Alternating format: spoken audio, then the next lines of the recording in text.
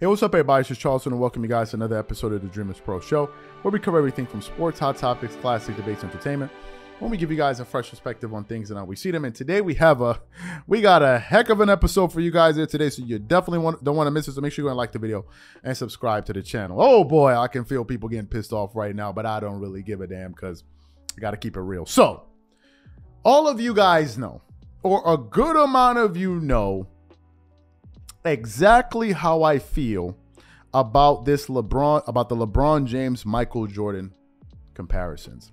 It is by far one of the most contentious sports debates going today, and I personally believe that it's one of the silliest sports debates of all time. Y'all heard me right. Let me repeat it once more. This debate is one of the silliest sports debates of all time, because I believe that this debate is 100% manufactured by certain voices in the media who are total flat out fanboys of LeBron James and want so bad for him to be on the same level as Michael Jordan or above him. Period. End of story. Period. End of story. When deep down in their hearts, a lot of these guys that are coming out there saying this know damn well that Jordan is the better player.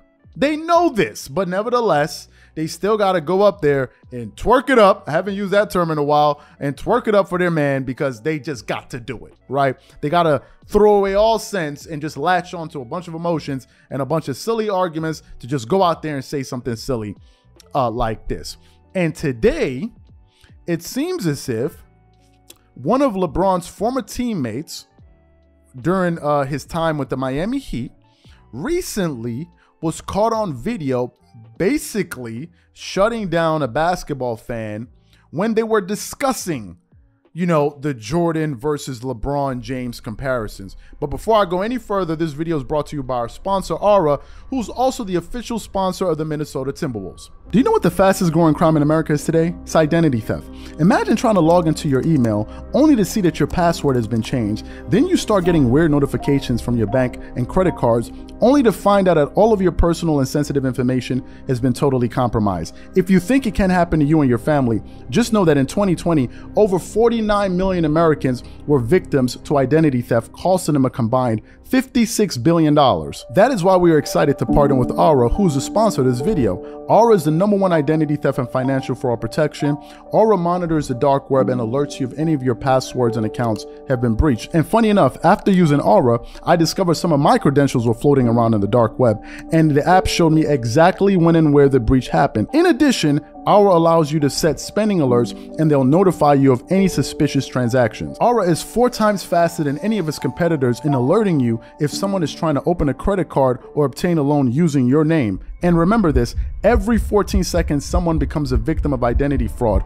Don't let it happen to you. Now click the link in the description and try Aura for free for 2 weeks and see if any of you or your family's personal information has been compromised. Start your free trial at aura.com/dreamerspro. And when you try Aura, by using the link in the description below, also know that you're supporting this channel. Thank you. Now let's take a listen. It's very short. It's like a 20-second clip. Let's take a listen to this exchange here, and I'm going to come back once again and totally annihilate this silly argument. Take a listen to this here. Yeah, out the post, he can score and pass it. Is he a great free throw shooter? Is he a great three-point shooter? Is he a great dribbler? So you're saying the GOAT, and he ain't even the great in all them categories. Jordan is? Yeah. So you heard what Ray Allen had to say, right? He gave his reasons. It's like, how can he be the greatest when he's not the greatest at everything? Like, he is not good at free throw shooting. He's not good at dribbling. He's not good at shoot. Like, so Ray Allen basically, and then he said to the guy, think about that, right? And I'm sure he hurt a lot of feelings in the process. Now, let me tell you what probably happened right after that. Some LeBron fans saw that video and said, oh, he a hater. And then they started coming up with silly arguments. So what I'm going to do today is what I love doing. I'm going to totally shut down this debate one more time. And what I'm going to do is give a lot of the Michael Jordan fans and people that think this is a silly debate, I'm going to give you guys a lot of talking points and debating points today. I'm going to give you guys a bunch of them. And by the end of this video, there will be nobody that comes up to you that you will not be able to debate on this silly sports debate. Let me say this. This is one of the easiest sports debates to win because of the sheer silliness of it. It is so silly, this debate, that it becomes one of the easiest things to debate. And nevertheless, somehow people think it's something complicated to argue. We've done so many videos where we've totally annihilated this argument, and it seems like we got to do it once more. I'm sure I'm going to leave a lot of LeBron James fans in frustration, and a lot of them are going to say, LeBron James lives rent-free in your mind. Meanwhile, they here every day watching every single video we produce to see whether or not we say something about LeBron. These are the people we're dealing with. Anyway, here are some of the simplest ways to settle this debate. This is going to be a lot of fun. Okay. Jordan, by far, let me say it again. Michael Jordan by far, was the far more superior offensive player. Michael Jordan has the highest scoring average in NBA history in the regular season. That is above Wilt Chamberlain. Michael Jordan averaged more points per game than Wilt Chamberlain. And let me also say something for you dweebs out there. There's a fundamental difference with a high scoring average and actually being a great scorer. Michael Jordan was both. Do not get it confused because LeBron averages 27 points per game in his career. There's somehow him and Michael Jordan in the same universe. When we're talking about scoring, they're not. They're not. Michael Jordan has, I think, over 155, I believe, 40-point games. That's more than LeBron James and Stephen Curry combined. So cut the silliness out. That's the first thing. Jordan also has 10 scoring titles, more evidence. Another thing that proves that Michael Jordan is the far more superior offensive player is that Michael Jordan, not only in the regular season, he has the highest scoring average in the playoffs in NBA history. We've settled one half of basketball, 1/3 of basketball goes to Michael Jordan. Now, let's address defense, because there are three aspects to basketball. There's offense, defense, rebounding, and playmaking. That's it. That's all. There's no other aspect to it. Let's talk about the defensive side of the floor. Michael Jordan was by far the most superior defensive player, period, end of story. Forget about what Nick Wright and Shannon Sharpe are talking about. Oh, during his prime in the Miami Heat days, he was the most unstoppable defensive four. He could guard 1 through 5. No, he couldn't. No, he couldn't. If LeBron was such a sensational basketball player, why didn't he win the Defensive Player of the Year? And you know what they'll tell you? They'll start making up a whole bunch of hype. Well, he should have. Well, he didn't. He did not. I should have $10 million. Well, guess what? I don't. So it means it never happened. He never won it. Michael Jordan made 9 all-first defensive teams and has a Defensive Player of the Year and led the league in steals 3 times.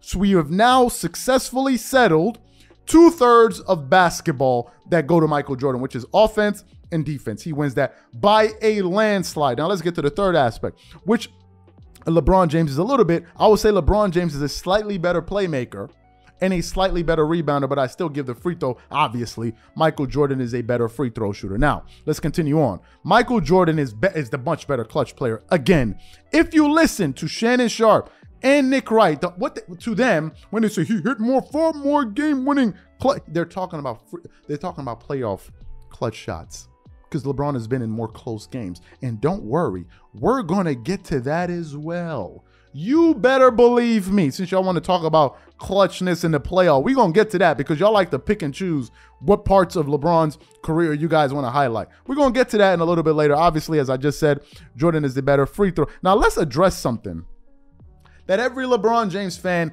is petrified of addressing, and that is winning and losing. You will never, I guarantee you go find a LeBron James supporter and you start debating Michael Jordan is better than him, and you just ask them one simple thing. Please listen, before we even talk about why you think LeBron is better than Michael Jordan, before we even get into all of that, can you please do me a kind favor, please, and explain to me why LeBron loses so much?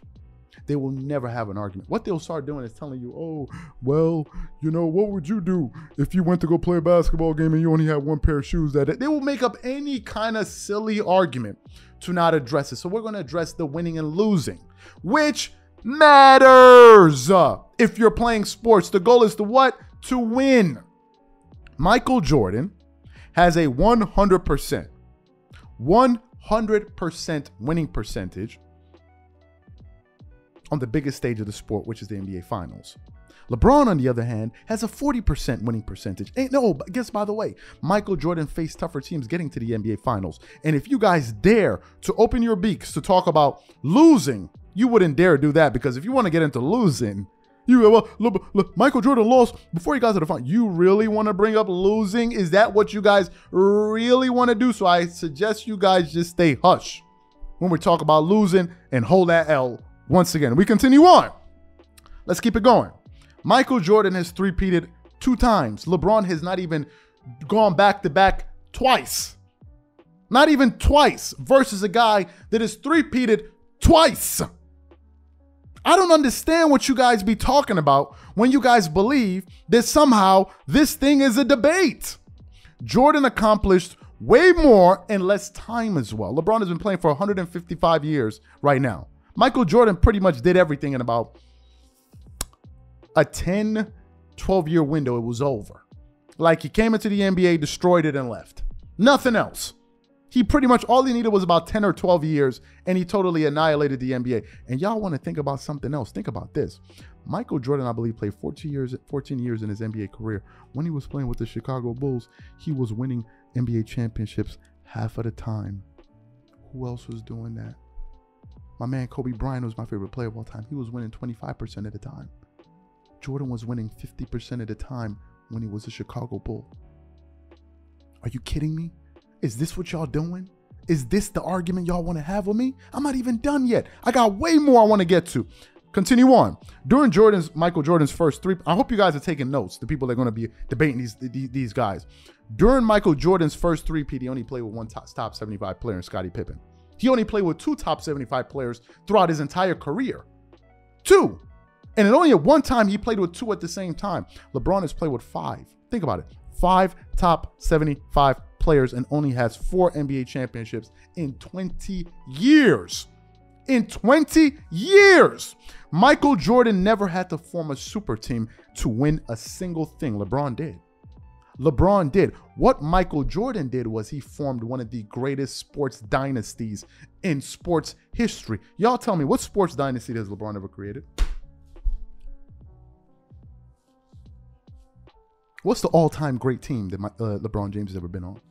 Since he the GOAT. Since he on the same level as Michael Jordan. Michael Jordan has never been swept in the NBA Finals. LeBron has been swept twice. Twice. 2 times. And Mike and MJ did something that I've yet to see any other basketball player, probably with the exception of Kobe, but definitely not on the same level as MJ. MJ made more people care about basketball than any other NBA player in the history of the sport. It is one of the fundamental reasons Michael Jordan's brand is so big to this day.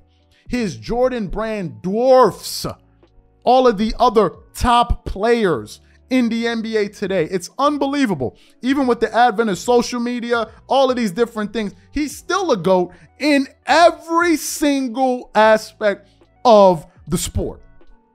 He is the undisputed best player of all time. Undisputed.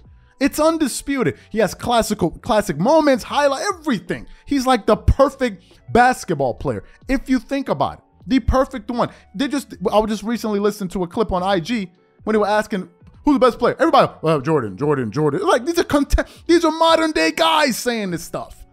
Modern day athletes, because they know who they're dealing with. If Jordan played today, it wouldn't be fair. He would be like a Shaq at the 2 guard, except better and more dominant. Imagine Shaq in a 6'6" body, but even better. That's MJ.